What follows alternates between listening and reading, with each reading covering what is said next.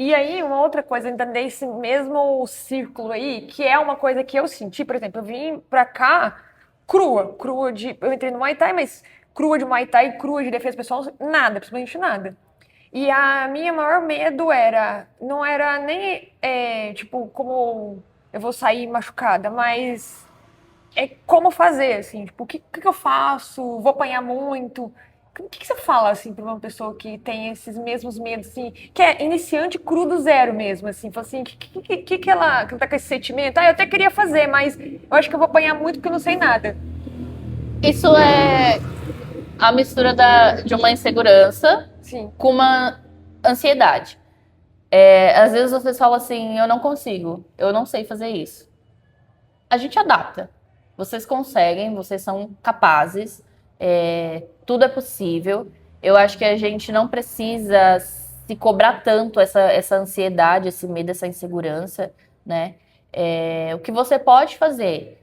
Vai com calma, respeita seus limites, respeita os seus colegas, que as coisas vão vindo, vão fluindo, né? Eu tive um desafio muito grande.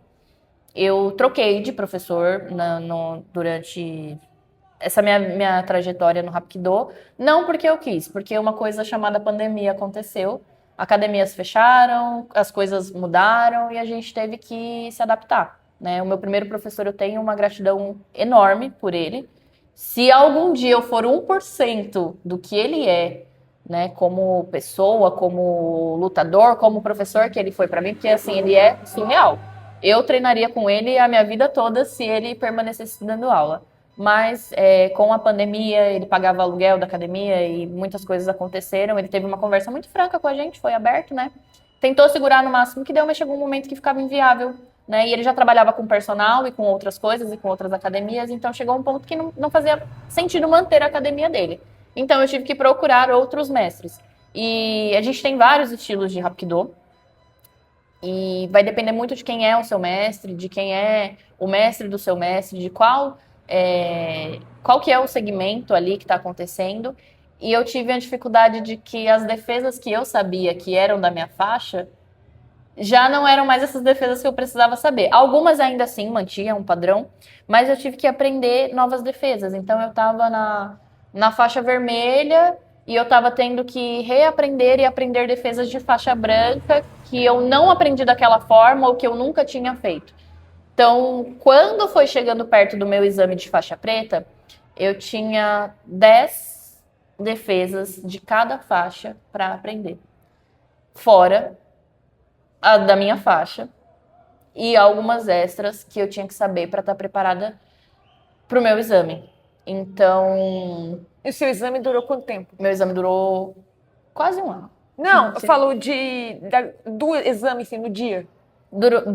De horas, eu não faço É. ideia. Mas o exame, você é examinado durante um Ah, ano. tá. São várias coisas que acontecem. Muita coisa que acontece. É avaliado técnica, é avaliado se você sabe dar aula, é avaliado é, não só assim o seu nível de técnica, por exemplo, eu dei uma aula de queda. Sim. Na minha aula de queda, foi uma pessoa que era especialista em queda para avaliar como que eu dava minha aula e, tipo, parece que a pessoa olhava assim, com uma lupa, vírgula por vírgula, do que estava acontecendo ali, sabe? Então, é avaliado o seu condicionamento físico, é avaliado a sua parte mental também. Mas não é tipo igual o Muay Thai, assim, que fala, hoje a gente vai avaliar a galera da academia. Então, dia tal a tantas horas vai ter avaliação. A graduação para a faixa preta é diferente, ela é diferente. No Rapido, a gente costuma. Você já avalia seus alunos ali na aula. Você dá Uhum. aula, você sabe qual que é o melhor chute da Mayra, qual que é a maior dificuldade. Você dá aula, você já tem. Eu pelo menos, busco ter sempre esse olhar técnico sobre todos os alunos. Então, você olha o tatame ali, né, de uma forma bem ampla e você consegue ver tudo. Então, teoricamente, você já está avaliando todas as aulas. O ano Sim. todo você já está avaliando os seus alunos.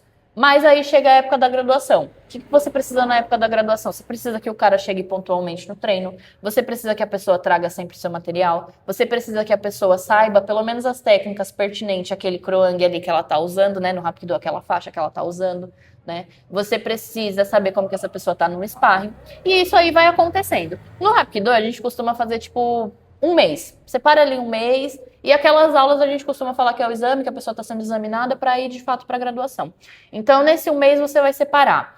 Pô, eu quero fazer um exame hoje só de queda. Eu quero ver como essa pessoa está fazendo todas as quedas. Eu quero ver como é que está o condicionamento físico dessa pessoa. E aí é onde a gente entra com circuito, entra com vários rounds de luta e vai colocando várias coisas para saber como está o condicionamento físico dessa pessoa. Outro dia, eu quero saber tecnicamente só como essa pessoa está no chute. E assim eu vou indo até passar por tudo que eu preciso examinar para chegar o dia da graduação, que é mais uma apresentação para a família, para os amigos, para as pessoas que querem assistir. É mais o dia de você ser, né, comemorar ali, mostrar para as pessoas de fora o que você sabe fazer, receber a sua faixa com muito mérito, né, porque você já passou por toda essa avaliação.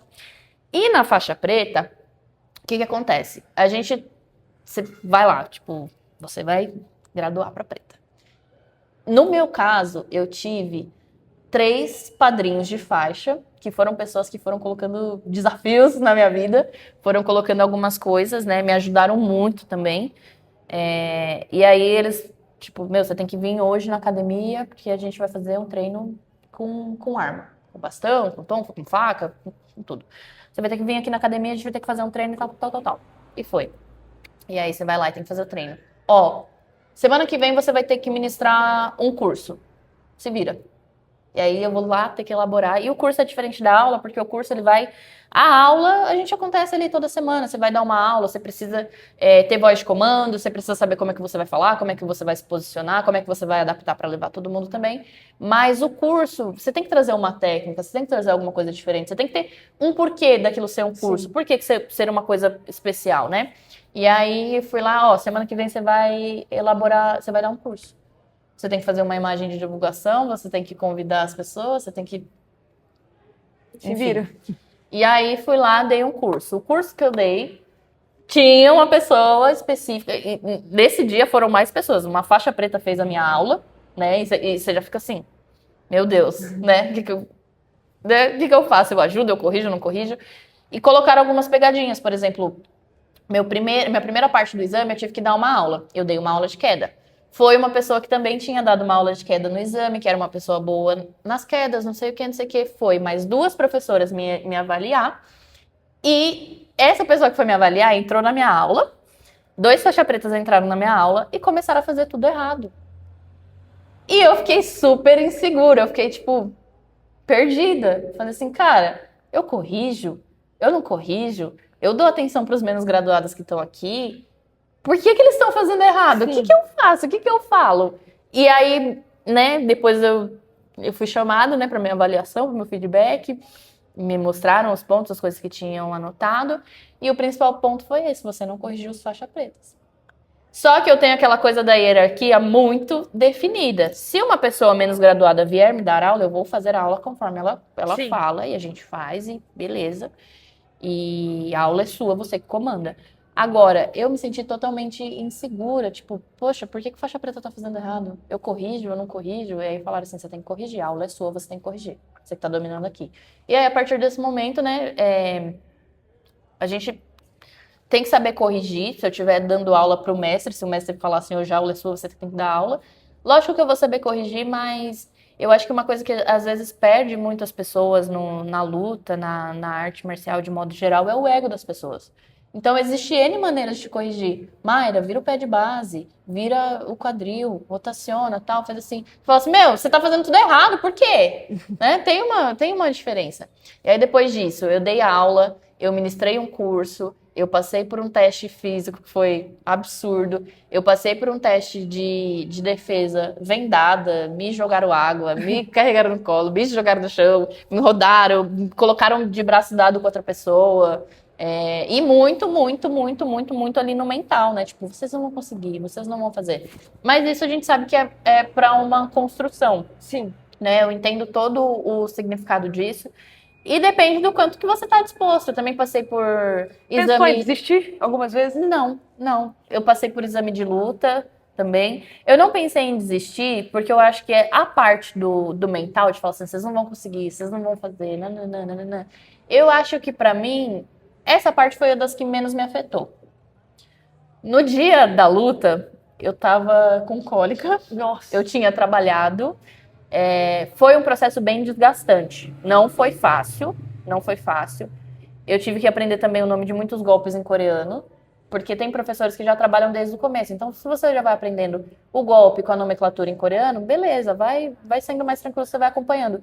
Eu tive uma enxurrada de coisas para aprender de uma vez, principalmente pela mudança de mestre, pela mudança de professor. Sim. Então, quando eu cheguei para fazer o meu exame de faixa preta, tipo assim, você tem que se adequar àquilo ali, você tem que aprender, tem que fazer. Eu não pensei em desistir, mas eu pensei muito nas dificuldades que eu tinha. E não é uma coisa legal de se fazer, mas eu sou um ser humano e é óbvio. Eu me comparava com outras pessoas. Sim. Da facilidade que outras pessoas tiveram para traçar esse caminho. E não falando da luta, mas tipo assim, de repente você ter. Você tem que trabalhar para você pagar a sua mensalidade, aí depois do trabalho você chega, você se desloca para academia, e aí você tem que comprar kimono, você paga a troca de faixa, nananana. Tem outras pessoas que têm o privilégio de começar mais cedo, de ter incentivo, de ter apoio, e às vezes a pessoa não precisa passar por todo esse caminho que você tem que passar para fazer. Então, para fazer o mesmo que você, Sim. né? Então eu acho que tinha essa comparação na minha cabeça, né? Esse misto de sentimentos, porque não era só uma coisa, e aí eu pensava, né, nessa dificuldade, mas eu sempre entendi, e eu não romantizo o sofrimento, não acho que a gente tem que fazer isso, né, apesar de ter sofrido bastante, mas eu sempre entendi que esse era o caminho que eu precisava passar para eu alcançar a minha graduação, para eu ser a faixa preta que eu sou hoje. Sou a melhor? Não. Sei de tudo? Tenho muita coisa para aprender. Mas eu sei que esse caminho que eu tracei, que eu tive que traçar, e se não fosse assim, não seria, era preciso para eu chegar neste ponto. Então eu nunca pensei em desistir, mas eu pensava em todas as dificuldades que eu estava passando para aquilo acontecer. Eu pensava muito nisso, porque trabalhava, acordava cedo, você tem que se deslocar para o trabalho, você trabalha, você passa por situações desconfortáveis no trabalho, aí você tem que sair, você tem horário, tem que me deslocar, tem que correr. Mas eu tive muitos amigos importantes, né, pessoas importantes que estiveram comigo nessa trajetória, que em momento algum passou pela minha cabeça desistir. Isso não, mas essas pessoas estavam ali comigo.